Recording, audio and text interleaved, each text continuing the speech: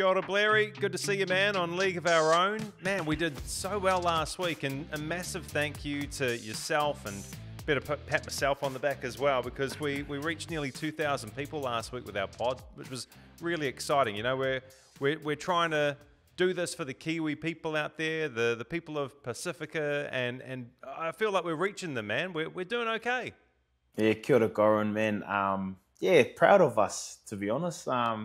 A couple of Kiwi fellas, obviously you living in New Zealand, myself living in Australia, and trying to, I guess what we're trying to do is give our Kiwi followers a Kiwi taste and a Kiwi flavour of our interpretations on how we see things happening in the game of rugby league, and our followers are jumping on board. So, man, massive shout out to all our people that are jumping on and listening to our potty, jumping over to the Run It Straight network, jumping on to our social media clips on our League of Our Own podcast on Instagram. It's been awesome, Goran, and man, thanks to you too for doing all the work. Oh, look, as we've discussed before, my physique is not very good for heavy lifting. I wish I had yours, but I'm using it regardless. And, like to all the people who have watched or listened, if you think that maybe some of your mates would be keen on what we're talking about, well, let them know and spread the word, spread the gospel of League of Our Own. And look, this week, even though the New Zealand Warriors, they're on a bye week, there's still plenty to talk about in relation to not only the Warriors, but also what's going on around the NRL. And we've got to address a few rumours. A couple of rumours have been starting. And I don't know if it's like to do with April Fools, because I got caught out a couple of times, actually. I was like, oh, man, look at this signing for insert club here. And, is this person really going to go abroad or what? But a couple of the Warriors are looking at maybe a move away, and maybe a move away to the Super League. So let's talk about Charnze Nicoll-Klokstad and Te Maire Martin. Can we talk about Te Maire first? Because I cast my mind back to last season, Blairy, and people were asking for Shaun Johnson to make way, almost for him to retire early, because Te Maire was so good in the halves in SJ's absence. Fast forward to present day, Te Maire is plying his trade at the next level down, getting people like Phil Gould watching and saying, geez, he's way too good for this. What is he doing in here? Surely there's a spot for him in the New Zealand Warriors under Andrew Webster properly. But there he is in reserve grade. I can't understand personally, one, why he's not playing, and two, why he would go offshore after, basically resurrecting and saving the Warriors last year. What do you make of TMM? Yeah, I think, Goran, everyone would have said, and you said it, I think it was off that Magic Round performance, when he come out and him and Charnze played in the halves position, and everyone was saying, let's not change a winning formula. And then obviously hasn't yet to be seen in the NRL this year, in applying his trade, like you said, in the New South Wales Cup, and doing a great job at it. I guess this is rugby league, and you can't have every single player in your team. You have to pick a 17-man team, and you could look back last year and talk about Taine Tuopiki playing down in the New South Wales Cup, and you could have said the same thing about him, that he's too good to be down there, and he's been a standout. Luke Metcalf played a couple of games down there and was a standout down there as well, and now they're ruling the team. I guess the problem they're having now is they can't fit them in the team, and I guess the noise becomes rumours, and the rumours end up becoming the facts that if he's too good to be playing New South Wales Cup, then people are going to start knocking on the door and start asking questions on, does he want to be playing NRL, or is he happy to be at New South Wales Cup? And the quality of player that he is now becoming something in the media or something in the rumours that he's wanted from other places, which I think is fair. He is a talent. He is a great player. And there's no doubt that clubs are watching. And it's not only Te Maire, there is other players in the game that they're watching who's down in reserve grade, that who is good enough to play first grade. And if they start getting unsettled down there, that there could be an opportunity to pick up someone of a great quality like Te Maire. So it's unfortunate, but this is the game of rugby league, and whatever opportunity these things come, then players would be silly not to think about them. And I guess a lot of our fans back home in New Zealand would be surprised. And these are rumours, but sometimes they just become reality. Well, the thing that shocks me is that, yeah, while there is the interest, they're talking about a move to the Super League in the UK. Now, Te Maire Martin is only 29, and we'll talk about Charnze in a moment. He's also 29. To think that both of these guys would go to the Super League at this stage of their careers, I think it's way too early, personally, because they've still got so much to offer NRL clubs. For example, if I was Te Maire Martin and I look across the board at the teams that are really struggling with their halves, surely a team like the Parramatta Eels would be interested in picking up someone like Te Maire. They're losing Dylan Brown to the Knights. So let's try and find somebody for the next 2, 3, 4 seasons that we can really build a team around alongside Mitch Moses. You know, that's just one example. The thing that probably is quite attractive about the UK Super League is the increase in coin, because they've got to pay overs for the players that ply their trade down here, down under, right? So all of a sudden you're kind of doing that thing of, I'm setting myself up for the future, right? Even though you earn big coin in the NRL, it's bigger in the UK Super League. Got to get those guys halfway around the world, and so all of a sudden your future is absolutely set. And you can say the same thing about Charnze Nicoll-Klokstad. His rumour is that he's off to the Catalan Dragons, and at the age of 29, even though we have discussed way too many times the value of he or Roger or Tane in the fullback position, he's got something to offer. If it's not the Warriors, surely it's another NRL team. But again, it's like that huge carrot, the big paycheck to secure your future beyond rugby league if you sign for a UK Super League team. And in Charnze's example, I suppose you could say, when he signed for the Raiders, he was on a very low-level deal. I think he was earning something like $130,000 a season initially. And when you think about all the other top-level fullbacks, that's probably a tenth of what someone like James Tedesco is earning, for example. So I kind of get it, but at the same time, I don't want to lose them across the other side of the earth. Yeah, I think no one wants to lose those two boys. And yes, they are rumours, but sometimes where there's smoke, there's fire. And again, at the end of the day, it comes back down to the individual. Whether they still think... And I feel like these two boys know that they're still good enough to play in around. I think they are too, and everyone would say the same thing. But maybe they're looking for something else. Maybe they feel like the opportunity to go overseas, to be able to do things that you may not have been able to do in New Zealand or in the NRL, play a different style of football. Yeah, money's always good. You get to travel. You see the world a little bit easier. They may be at a different point of their careers where those opportunities become appealing for those two players, and they want to take on another challenge, but also travel. So I don't know personally what's going through those guys' heads, but I feel like they would be a huge loss to the Warriors first and foremost, but a huge loss to the NRL because, like you said, I feel like those two players could fit into a squad and still make a difference. And someone like the Broncos who could lose the halves in a year or two's time, Te Maire may end up going back there. I'm just saying he could fit into that squad and help those guys through that transition period. Like you said, they're both 29 and still got a lot of football at the front of in their career to keep on succeeding at this game.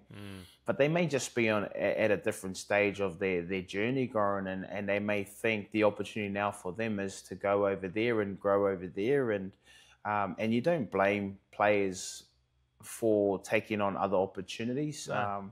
They may see the game moving in a different direction. They may see the club moving in a different direction. The club may be moving in a different direction, and they may not be a part of where the club's heading. So we don't actually know what's happening in the sanctum like we're doing. We're jumping on the back of those rumours and having a conversation, trying to flesh out our thoughts and our opinions on why they may be doing or thinking, or why they could be losing, why they should not lose these two boys. the Warriors and how important they are to still the NRL, the game, and also the Warriors. Yeah. Well, look, Charnze, if he were to depart the Warriors, you feel like they would be very well served in those outside backs. You could move Roger or you move Tane into the fullback position, and then with the wings and the centres at the club, they should be very well served to cover an absence of CNK. But I wonder if what's happened in the last week or so with the departure of Dylan Walker to the Parramatta Eels, which I'm quite excited about, and we'll talk about that later, with him leaving, does that now change the thought process around what the Warriors want to do with Tamaiti? Because, you know, my thinking, and it's probably inaccurate, not way off the mark, but I'll give it to you anyway. I wonder whether Chanel Harris-Tavita becomes that ball-playing lock, the guy that sort of takes over from Aaron Clark when he's buggered. He slots into that role, and then you have a halves pairing of Metcalf and Martin. And maybe you start with Martin on the bench, and when he comes on, he shifts Chanel to that position or whatever. But I'm just, you know, I'm putting it out there, man. Like, I wonder if it's changed the Warriors' thinking around Tamaiti. He's not contracted beyond this year. Possibly with Walker's departure, it changes their thinking at Mount Smart. What do you reckon? Yeah, I think we can clearly see that Aaron Clark doesn't have the same effect or the ball playing ability of Dylan Walker. He doesn't have the leg speed, doesn't have the. I'm not saying he doesn't. He's not a smart footballer. No, he's got other attributes in other areas, right? And I'm saying Dylan Walker is a smart footballer. Has been around for a long time. Has played a lot of football. And his leg speed is what gets a lot of defensive teams and puts them under pressure. And then obviously on the back of that, his ball playing ability.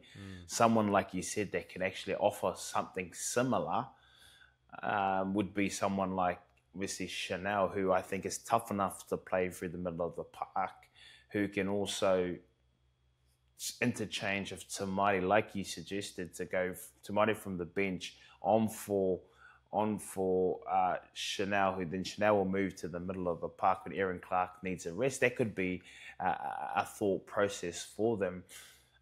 There's a lot of other younger boys, I think, coming through there that can do similar jobs, just not ready to play NRL just as yet. But I think that's most probably an obvious one, maybe for us. I don't know if that's obvious for everyone else, but I think Chanel can play a lock position and ball play and is tough enough to defend in the middle of the park, and Tamaiti can fit into that sixth position. So, it's interesting with contract times, and the longer he's unsigned, the more the rumours start circling around him for sure, because there'll be definitely NRL clubs knocking on the door and asking questions. At the end of the day, I think both players will get questions from NRL teams wanting them to be a part of their team, but also obviously now the UK's come into it as well. So they'll have plenty of opportunities to pick from. There's no doubt they're quality players, and you know, if they were to leave the Warriors and head to the UK, I think the NRL will miss a couple of those boys, and especially the Warriors as well. Yeah,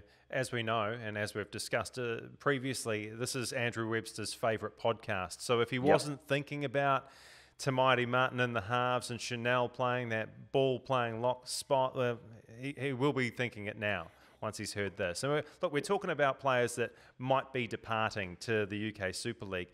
One player who's not going to go anywhere, we hope, fingers crossed, for a long, long time, is HECKA Leka Halasima. What about that performance, man? The try was exceptional, and I'm sure we'll talk about that. But you know, he does the grunt work as well. He wasn't shying away from a confrontation with Terrell May in the middle of the park before he did the massive run, burns off the winger, bumps off two covering defenders, goes 70, 75 metres to score that try. He is an exceptional talent. But this is nothing really new to us, because he burst onto the scene against the Bulldogs last year and he almost scored a similar sort of try. But what can this kid actually offer the New Zealand Warriors in which position? Because I feel like he can do a multitude of things really, really well. Yeah, granted, it's still early in his career, but he can do the grunt stuff up front. He can run a bit wider. He's even got the pace to beat a winger on the outside. What's the future of Leka Halasima for you? Yeah, you know the funny thing, Goran, with Leka, one of his good mates is here in our squad at the Knights. Who's that? Elijah, who grew up with the Leka, and we're having a chat about him today. Funny story, he goes, it didn't surprise Elijah that Leka did what he did. He said he was doing that at school for fun. He was doing that at school for fun, and I laughed because I had an opportunity to work with Leka through a preseason through SG Ball, and I don't know if I told the story last season, but he catches the ball on the 50-metre line against Penrith, out in Penrith, standing still, breaks 8 tackles from 50 metres out, 8 defenders, and scores a try. Like, I know what we saw on the weekend was impressive in the NRL, and a cool way to score your first try in the NRL because you're coming up against men. He was playing against boys his own age, and he was doing that on the football field. And his good mate said it didn't surprise me that he saw it. This kid, and everyone's going to be raving about him. I just hope that, and I know what he's like. He's a grounded person, that this doesn't get too far ahead of him, and I know it wouldn't. Because he works hard. But again, you put yourself in this situation from repetition of systems and structures and what you practice. And you don't just sit there for any reason, but it's part of the systems that you train in. So he's an exceptional talent, can play middle. You know those kids when they're 17, they just turn up to training and go, you ask them what position they play, they go, and you look at them, they go, oh, winger. I said, no, you're not a winger, you can play in the middle. And he goes, oh, I play back row too. Oh, actually, I can play half as well. He's one of those kids. He's one of those kids when they turn up to their first trial match or preseason day and you ask them what position and they give you all these positions and you're like, brother, you're a middle. You're not a ball playing 5'8". You know what I mean? But this kid's got a bright future if he hasn't, and I know they locked him in pretty early and they'll continue to lock him in because there'll be sharks circling around this kid. But I think he's definitely, I'm not going to say definitely, I definitely think, well, no, sorry, I'm not going to say definitely. I think You've said it about 3 times here, mate. I think he's a lock. I think he's a lock and he can end up turning into a ball playing lock. He's that skillful, you know, and he's a great asset to have because he can cover a few different positions, as we've seen. And we did say 2 episodes ago, I think, is about how they're going to use the interchange bench. It's great that he's getting time on the field because, as you see, with more time he plays and with every game he gets an opportunity to play, he grows with confidence. Hence why him and Terrell May got stuck into each other. He's growing. He's understanding. He's with the big boys. But there's no doubt every time he carries the ball, he always seems to break the first tackle. So when he gets that run down the sideline, I'm like, he's gone. This kid's good enough to score this try. 70 metres out, he gets the job done and got a huge future. And I heard Mitch Barnett say after the press conference, if he wants it to be an NRL player, he can, his sky is the limit. He can do whatever he wants, but he's got to actually, like every player, every athlete, you got to work hard. You got to work hard and you've got to be grounded. You've got to make sacrifices. You've got to be confident and you've got to be keen to be the best you can. Yeah, but it sounds like he's grounded. So definitely, yeah, with any luck, the people he has around him will guide him well, and he will be around the Warriors for a long time to come.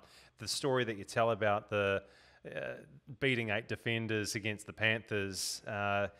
Round 7, Goran, 2023, round 7 versus the Panthers, SG Ball. Well, you got a photographic memory or something. So if anyone wants to go and research that game, have a look. If they don't know, have a look. Round 7 against Penrith Panthers out there. crazy 2023. He was awesome. Look, maybe not to the same extent, but I feel like we've kind of seen that before. Cast your mind back to the 20s, the days of the halcyon days of the 20s for the Warriors, and they were always at the top of the ladder. They were winning premierships and things like that. And it was almost like the big bodies of the Warriors were just too big for the Australian teams. And so... Awesome. But it never... No, I don't want to say never. It almost never translated to NRL glory, if you know what I mean. Yep. And so it's really cool to see. Early days, yeah, but it's really cool to see Leka, who's done it previously in the lower grades, doing it for the NRL team in the New Zealand Warriors. Awesome stuff, man. Goran, they were fortunate in 2023 that he found his way into the system. Again, I talked to his friend, and his friend goes, he didn't even want to train. He didn't even want to turn up. You know what I mean? Like we had to go and pick him up from trainings to make him come and train. You know what I mean? So one of his closest mates here said that, and I said, yeah, that's typical of him. You know, he was a kid coming through. He played New South Wales Cup when he was 17 years old in 2023. I think he ended up playing 16 games and could have been one of their best players throughout the season. And then he's just his development, or his personal development, has just grown so much in a short space of time. And so you think in a year's time, by the end of the year, he's going to be right up there with some of the, you know, if he gets consistent time on the field, he could be close to Rookie of the Year. You know, he's mostly got try of the season, individual try of the season so far. I know we've got a fair way to go. He's going to go close. If he gets time on the field and he's playing consistent football this year, he could go close. We're going to see more moments like this from Leka. He could go close to getting Rookie of the Year. Yeah. So it's an exciting opportunity for him, but it's an exciting for all the Warriors fans and New Zealand in general that are supporting the rugby league. That, man, there's a special talent in your own backyard that has been growing from home, that wants to be a part of the Warriors and now showcasing his talent on the big stage. Yeah, beautiful to see. So the drums are beating for Leka. I feel like the drums are also beating for Wayde Egan to pick up that Origin berth. And it was the same time last year that it really started to, I don't know, there was this groundswell of support for Wayde to make the Sky Blue jumper for the 2024 Origin series. This time last year, Blairy, cast your mind back, he put in an absolutely majestic performance for the Warriors against the Rabbitohs. They won that match 34-4. And I suppose we didn't really understand how poor the Rabbits were going to be last year. But in that performance, he was bringing everybody onto the ball, the deception, the dummy passes. He had the lot. And not just us here in New Zealand, he had people across the ditch raving about him. And they were pumping up his tyres, saying that he was going to be the New South Wales 9. Unfortunately, the Warriors' form dipped, and so did his own form. And I think that he had a bit of a spell of injury as well. So, look, it wasn't meant to be. But he has certainly started this season off on the right note. And all of a sudden, we're talking about him again. And I suppose to perform the way that he did against the Tigers, he picked up 6 Dally M points, the third Warrior to pick up 6 Dally M points this season after Luke Metcalf and Charnze. So they're clearly identifying his performance. I think that puts him on 10 points in total. So he's close to the top of the tree. And to beat Api Coruscant, you know, face to face on the field at the weekend.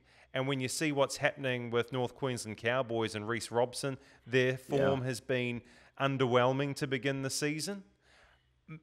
I'm wondering if this year is the year of Wayde Egan. How about you?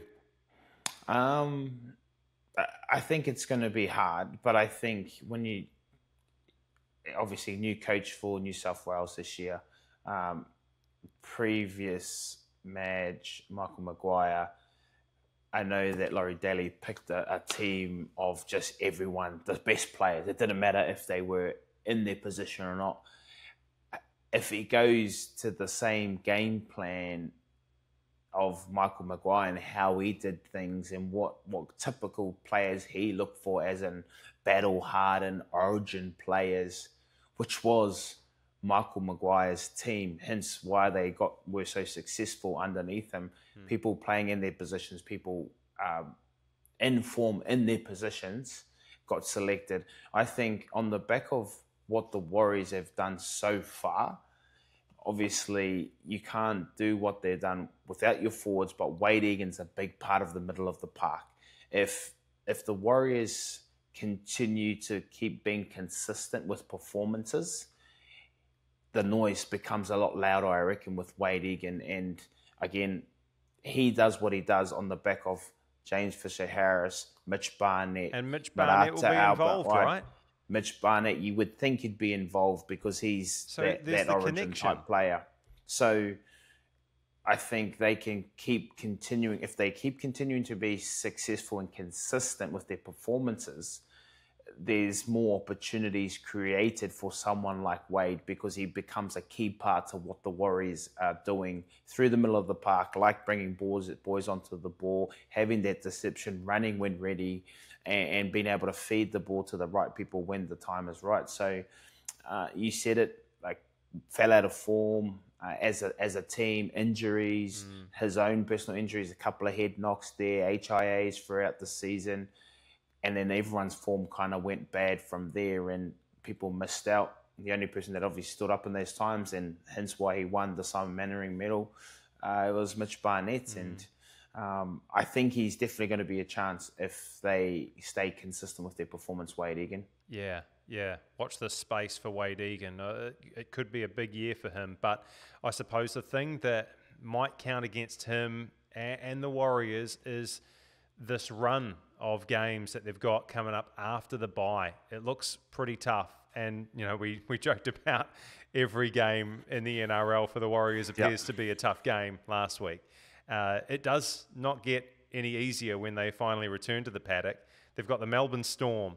They've got the Brisbane Broncos, two teams that we and a lot of other people have right at the top of the tree come the pointy end of the season. And then it's the Newcastle Knights. And obviously they've got a massive place in your heart, and they've got a strong squad, and they're dangerous all over the park. So 3 massive games. If the Warriors and Wayde Egan can maintain their form, then there's no reason why, heading into that origin period, why he wouldn't be there. And yeah, we mentioned it, the connection that he has with Mitch Barnett. If Barney is coming off the bench or if he's starting, wouldn't it be cool to have like that connection, that combination coming off the bench or starting the game and being so familiar with each other and it working in NRL land and then working in Origin as well? Definitely. Those next 3 games, I think that Newcastle Knights game is an Anzac game in Christchurch, which is always has been a big game, the Anzac game for the Warriors. And, my time playing with the Warriors and Anzac games have always been memorable, obviously through, playing the Storm and how they've beaten the Warriors in those tough times, but being Anzac Day for the whole purpose of the reason and the meaning behind it all. And the Storm, obviously a tough challenge, like always. The Broncos, those two teams are going to be sitting at the top, and obviously the Knights with that Anzac game in Christchurch, where they're trying to obviously build a more league and have more league support down in Christchurch. So that'll definitely be a rehearsal for those boys if they're consistent and can pick up those wins.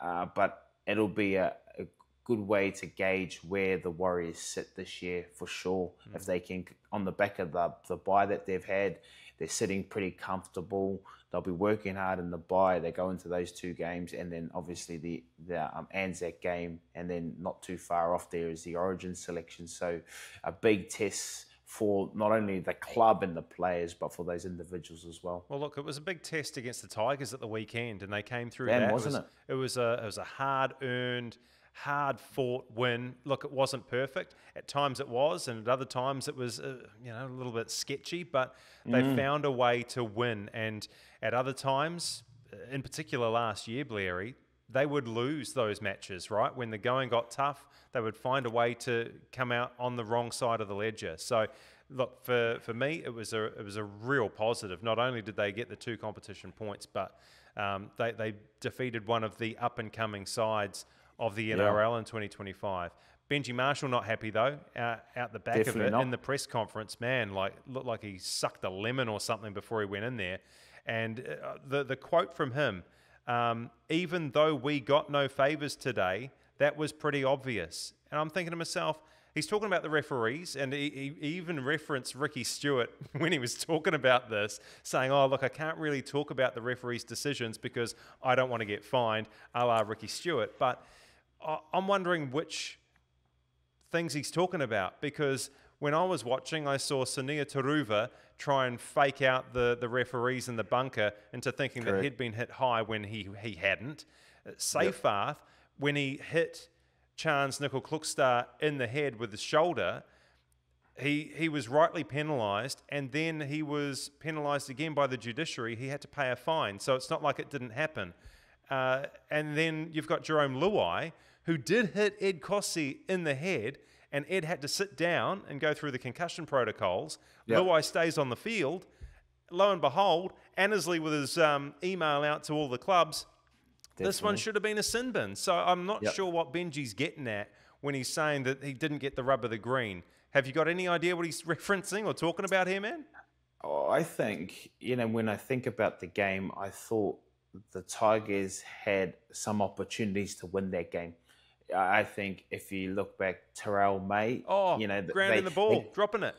They got a soft try, and I thought a soft try through the middle of the park, the West Tigers, and the Warriors would be really disappointed with that. I thought the Warriors looked quite comfortable in that game until late. I think it was about the 57th minute when the Tigers started just coming through the middle of the park and scored a soft try, and then Terrell May gets another one.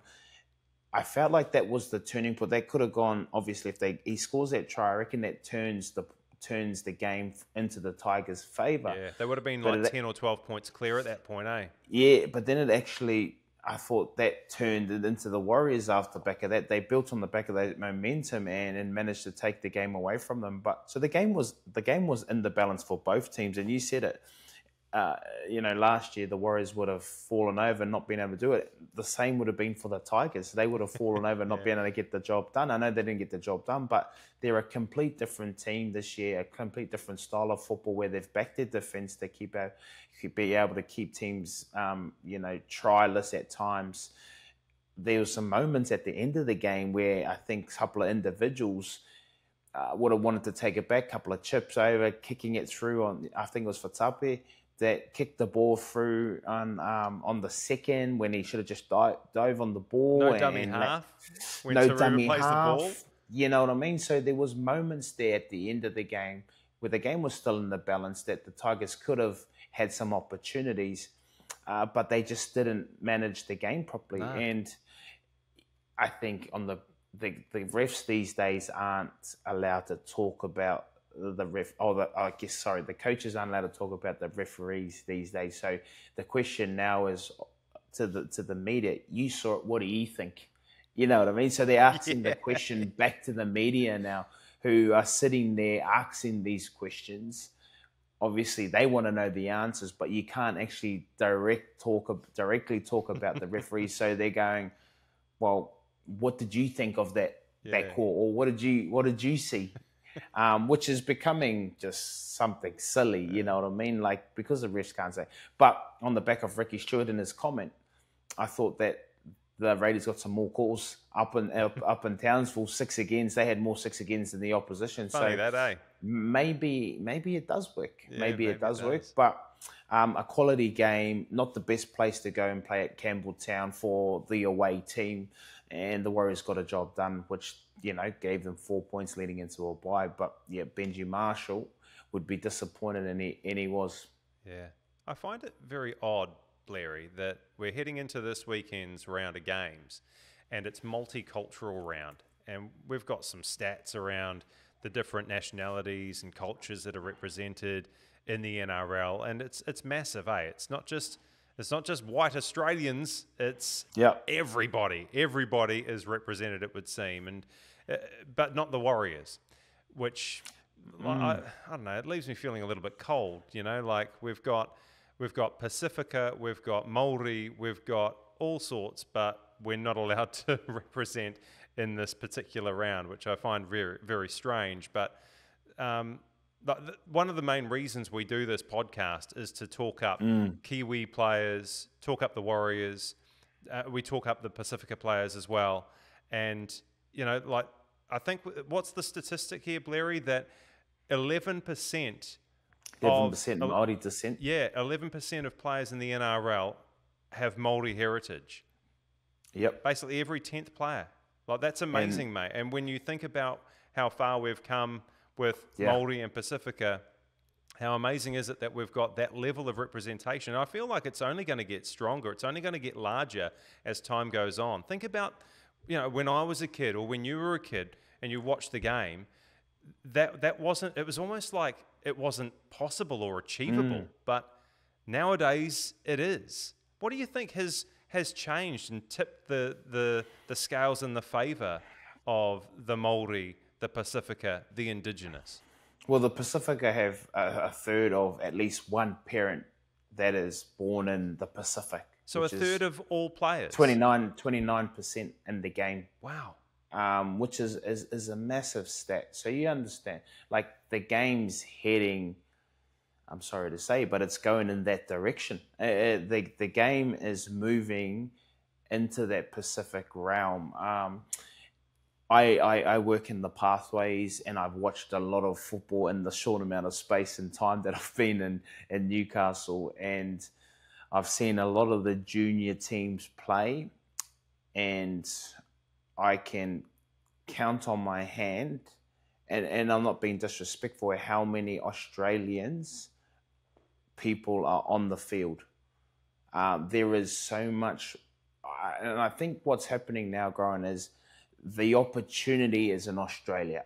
The understanding that's where, whether it's for a better life, as in work, for both parents, or whether it's opportunity through sports, everyone understands that the opportunity is over here in Australia, which is why the game's growing so much in that Pacific space and Māori space.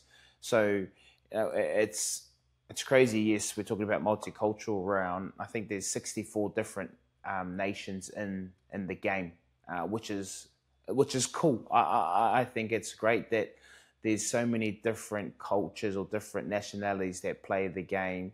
And this is an opportunity to, I guess, represent your heritage or your people.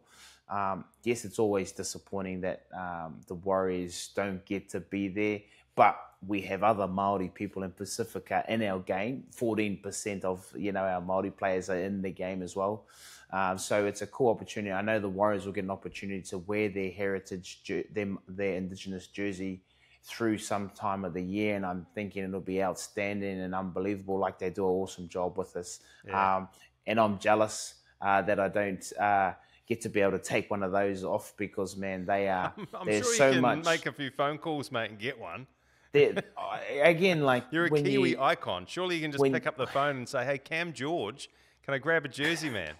When there's these rounds that they have, and I think. When these rounds, and there's so much meaning behind each and every team's Indigenous jersey, and that's what holds, gives you some sort of purpose when you go out on the field, not only to your own performance, but there is a deeper connection because the jersey means something, and a lot of teams do a really good job at it. It's a great opportunity for every single player to go out there. I know the Newcastle Knights will go out there and represent their cultures. I know we at the other day, last night, the Newcastle Knights had a cultural night, which was pretty cool. Being over here in Australia, a great opportunity to embrace each other's culture, and they did a really good job. So it's an opportunity this weekend, multicultural round, to go out there and be you, be proud of who you are, be proud of who you are and who you represent, and whether you're from Chile or anywhere in the world, and you're representing somewhere in this game. Marcelo Montoya. What's he got the best name? How do you say it, Goran? Marcelo Montoya. It's there it almost is. like you could be in The Princess Bride. You know, you killed my father, prepare to die. But you know, like multicultural round, it means so much to so many. And as you say, like 64 or 65 different cultures represented in the NRL or NRLW. And Yep. you know, like I'm a Kiwi Croat, right? You know, that's my heritage. And when I look at the screen and I see, you know, Croatians or Serbians or people from that neck of the woods, you know, like the Trebojevic brothers or Nick Kotrick or Chotric, as his name should be pronounced. It's really cool, man. Like I think that's amazing. And the pathway is not just for regular Australians. Definitely. It's for everyone. And I think that's one of the reasons why we love the NRL. Like the pathways exist for everybody, mate. So yeah, definitely. We can enjoy it, but we can't watch the Warriors, which is a shame. Unlucky for all our Warriors fans back over in New Zealand. But hey, they'll be happy. They've got the 2 points. You know what I mean? Yeah. So either way, there's a win. Just keep climbing that ladder, eh? The Warriors. Keep climbing that ladder for the Warriors. Man, last week, Betcha This Happens, we got so close. We got so close to nailing all 8. And it was 2 teams that we wouldn't have expected that let us down. Because we managed to get through that ridiculous Rabbitohs-Panthers game. I think a lot of people would have been caught out, even though Nathan Cleary was missing. A lot of people would have picked the Panthers, and the Rabbitohs blitzed them in the first half and hung on. We got through that, and then it was the Melbourne Storm that stuffed us. We'll get there one day, man. I'm confident. You can't pick them all, mate. No. Sorry. But I'm going to continue to try and pick them. Go for it. So, Betcha This Happens for round 5. We'll rip through the first few. Starts off with the Raiders and the Sharks, picking the Sharks to beat the Canberra Raiders. Panthers, they've got Nathan Cleary back. They will be too strong for the Cowboys. South Sydney Rabbitohs against the Sydney Roosters, the 2 oldest clubs in the competition. It's the Rabbitohs for me. How cool was it to see Alex Johnston back, by the way? All for, 40 minutes. That Rabbitohs left edge is so lethal, eh? And when they get it together, they can play some footy. Let's talk about Eels Dragons. Not because I'm biased and I love the Eels, but we mentioned him earlier. Dylan Walker has departed the New Zealand Warriors. He's going to be playing for the Eels, and I'm thinking I'm going to pick my Parramatta Eels to tip up the Dragons at home. One of the things that the Eels have been lacking is that creative spark, any kind of, ability in the red zone to prise apart the defensive line. Dylan Walker has that ability. He's the ball-playing lock, as we always talk about, and maybe, just maybe, he's the foil to Dylan Brown to sort of, take a little bit of pressure, take a little bit of heat off Dylan Brown to make sure that he can just focus on his own role. How do you view this one going? Have I got this one wrong? Are the Eels going to lose again, or can Dylan Walker inspire this blue and gold army? Man, I think this is going to be their first win, the first win of the season. So everyone can smile, all our Parramatta supporters. Come on, Blairy.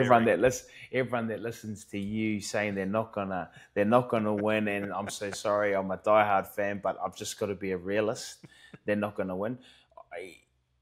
We know how important Dylan Walker was for the Warriors and how much of an impact he made through the way that he plays. There was a stage there that Dylan Walker was taking the kickoffs for the Warriors there off the back of running off the back fence. Even I didn't even want to do that, and he was putting his hand up. He is a team player, Dylan Walker, but he is the most skillful, the most, I guess, he's intelligent when it comes to rugby league. He's got a great IQ. You could ask someone like, you could ask the coach Andrew Webster when he was at the Warriors how important he was and how much he adds value to the Warriors structure. You could even ask Sean Johnson how much he helped his game. So I think this is a great opportunity for Dylan Walker to be able to link up with Dylan Brown, to be able to free them up a fair bit. He gets to play alongside Paulo and how they play, be able to play off front football, can get him over the end line, can link up with those half. I think he can play the same style of football that he was doing at the Warriors and be so effective for that Parramatta Eels. Yeah, I look forward to seeing it. One thing Me too. I'm not looking forward to, it's going to be so weird, my king returning back to Parramatta wearing the red V, Clint Gutherson. That's going to be so strange, man. Like I really didn't enjoy the way that he departed the club.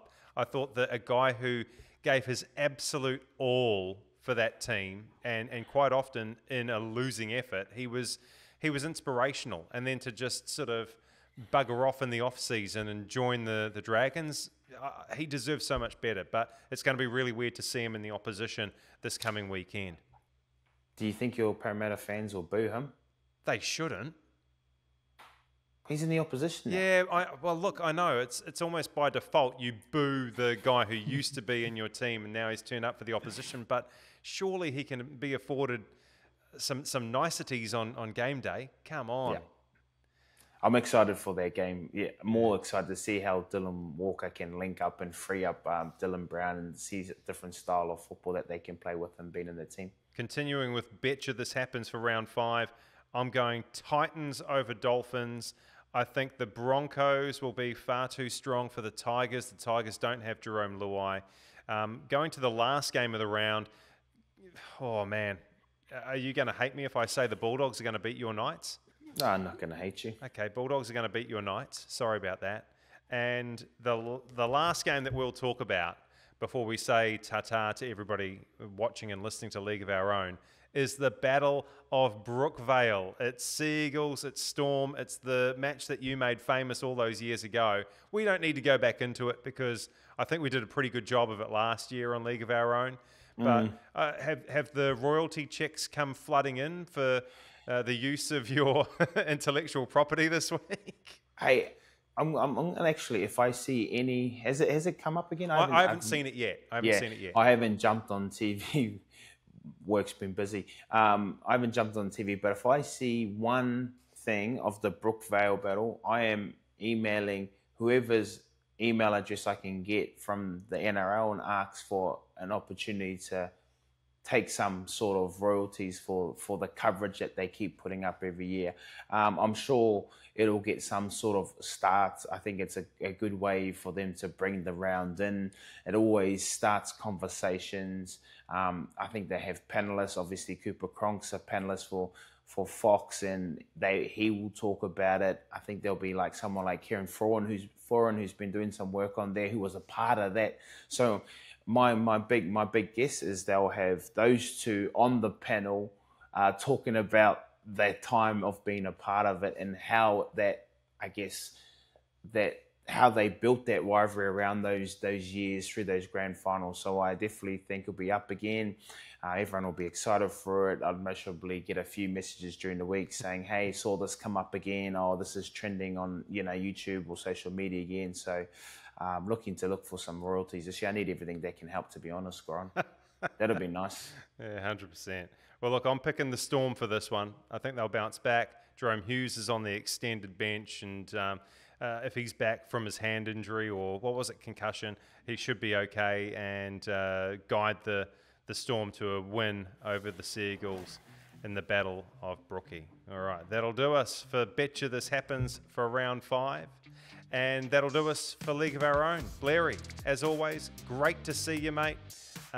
Great to see you smile. And we will do it all again in 7 days. And hopefully, fingers crossed, Tamaiti Martin is still a New Zealand Warriors player this time next week, eh? They've just got to find a way to use him. Always a pleasure, Goran. Yeah, hopefully he still hangs around. But rugby league's a funny game, and there's always things that happen throughout the day, throughout the week, throughout the year. So, pleasure. Can't wait to go again, and always good talking rugby league.